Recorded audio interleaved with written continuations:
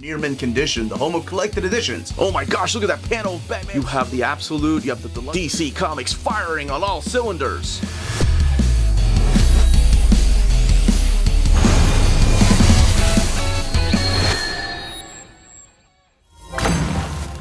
It's not even Wednesday, but I'm here, the uncanny Omar from Near Mint Condition, to talk about Wednesday Comics. That's right, back in print is this big, gigantic book. This is the 2025 edition from DC Comics. So let's take a look at what exactly this is together.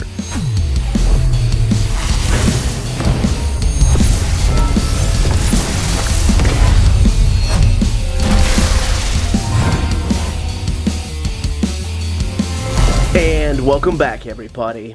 So what we are looking at here is the newest printing of the Wednesday Comics from DC Comics.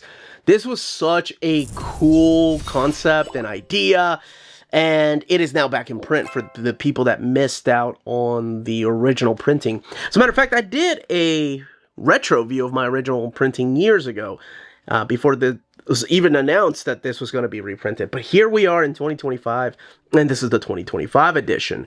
The world's greatest heroes, the world's greatest comics, Wednesday Comics, an all-star squadron of the industry's biggest creators, the New York Daily News. And then, of course, we have different heroes here that are actually drawn by the people that we're going to be seeing inside of this book right here.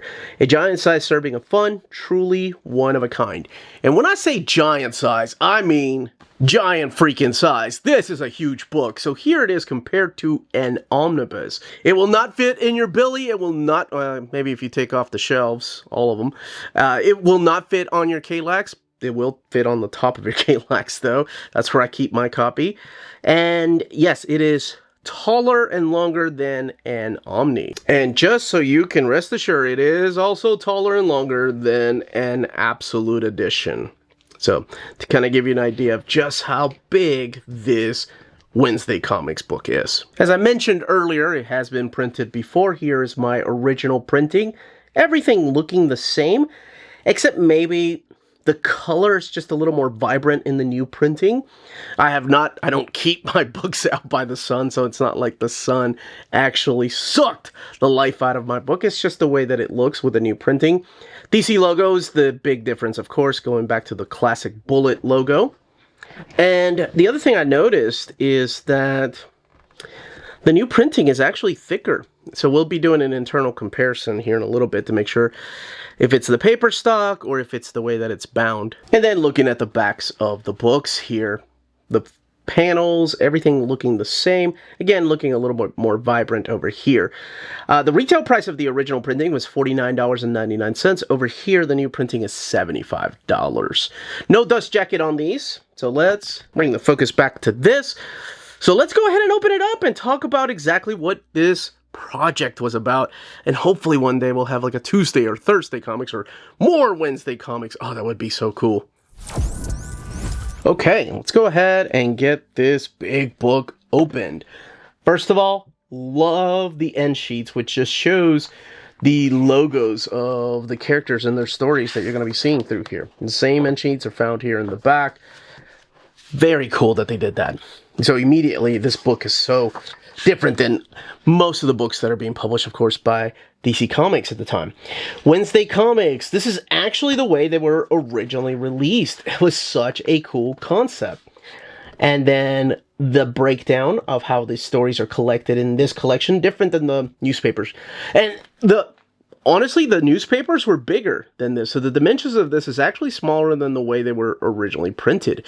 So this book is 200 pages and collects the entirety of this project. Over here, you'll see the table of contents and the pages, and there are page numbers.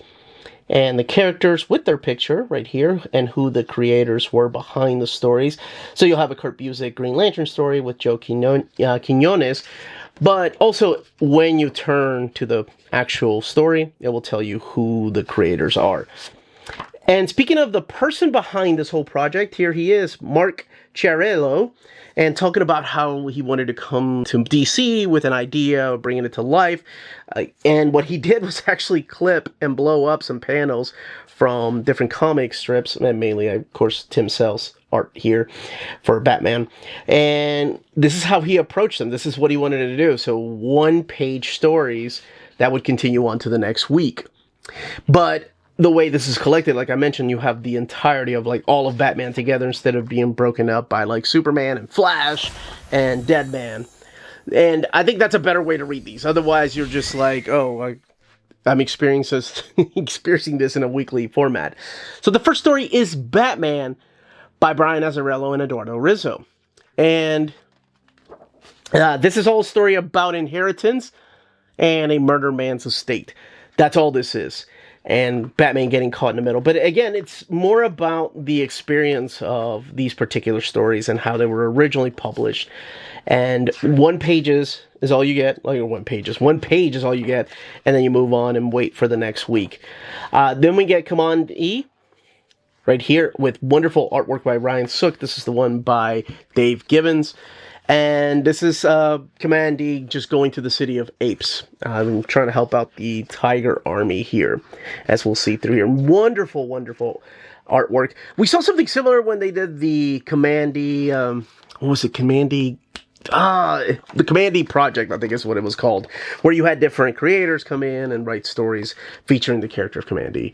The Superman story here's art is by Lee Bermejo, and the story is by John Arcudi, but they also tell you who the artists or colorists are and the letters. I like that about this. And I'm not going to go through each and every one of these, but I want to kind of give you an idea as to the type of stories you're going to be finding in here. This is the Deadman story by Dave Bullock and Vinton Huke, and the artwork is by Dave Bullock.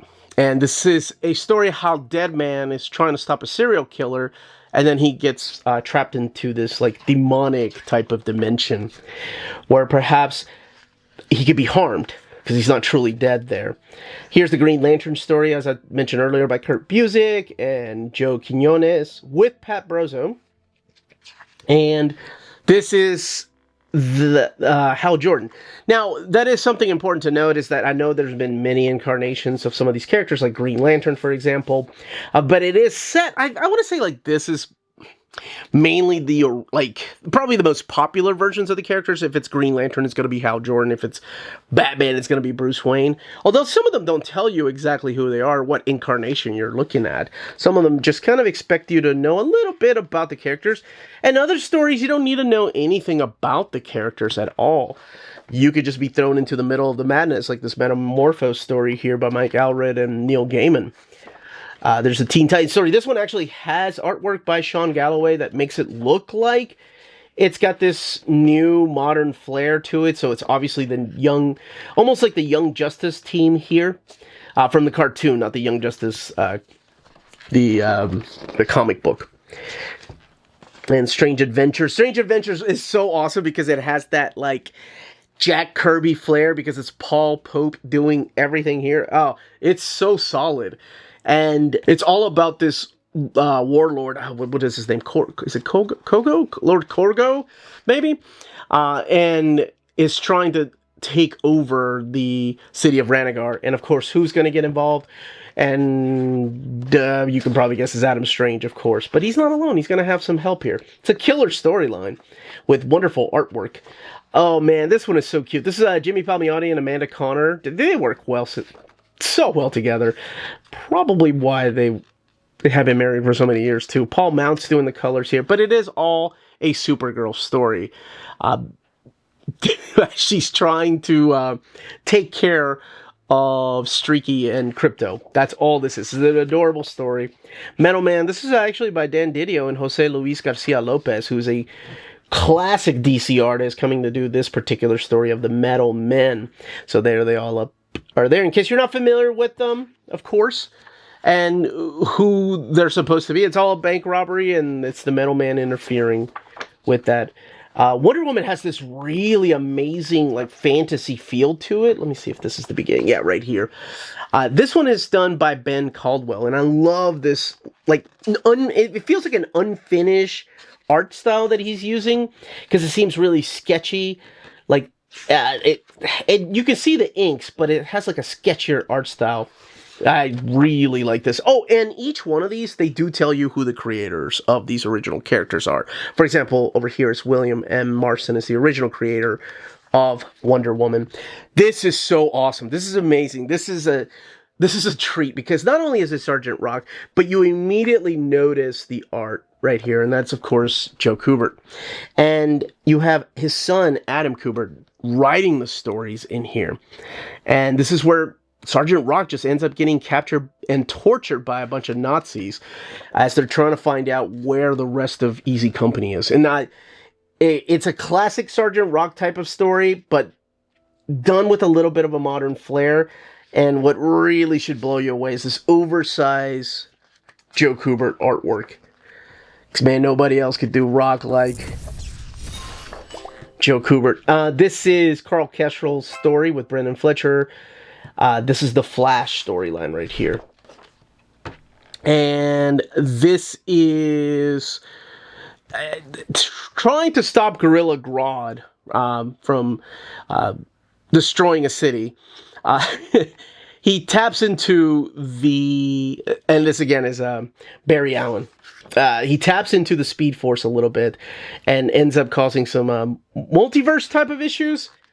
Long before the multiverse was a big problem, or a big thing, because of, movies and TV shows. This is a team up between the Demon and Catwoman right here. And this is a story by Walter Simonson with beautiful artwork by Brian Steelfries. Huge fan of Steelfries and what he does, and I love seeing his art just in oversized format like this. And then this ends, I think there's a Hawkman, there's a Hawkman story right here. And this is by Kyle Baker. And this is a Hawkman Qatar Hole, and fighting off a bunch of aliens, and of course trying to kidnap an airplane. I thought there was one more. Oh yeah, there is a little Plastic Man story here by Evan Dorkin. And then a Creeper story here by Keith Giffen and Eric Canete. And then a little bit of the behind the scenes of the concept and the artwork in here. And a little bit of bio behind the people that are making the stories, too. I do love the creation of the logos for each of these. And then the behind the scenes by Ryan Hughes of, like, what went into creating the main logo of Wednesday Comics. Creator bios right here on each and every one of the creators that helped out in this book. And then, of course, your end sheets. Now, let's look at the binding, and then we'll do a quick comparison. 200 pages, sewn binding, and printed in this thick, glossy paper stock. So let's take it back to the very beginning, because I do want to compare it really quick to the original printing. And the first thing I want to do is actually get to the first page here. So, yeah, the paper stock in the new printing is thicker. I think that's what's causing, not causing, like it's a bad thing, like it's a good cause, right? Like, the thickness on the spine. So there's a little bit of gutter loss, or not gutter loss, I'm so sorry. A little bit of bleed through happening here. And it's still happening here, but not as much as over here, because the paper stock, the glossy paper stock they're using in the new printing is thicker. So that's the big difference right here. The colors themselves honestly look maybe just a little bit darker. I don't know if that captures, if it's going to be captured on camera or not, but let me just kind of give you a side-by-side comparison here.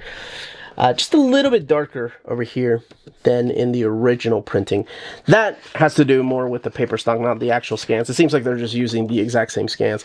The exact same page number, the exact same layout and the format of the book is reprinted here. Let's get to a Commandy page here, page 27. With this beautiful Ryan Sook artwork.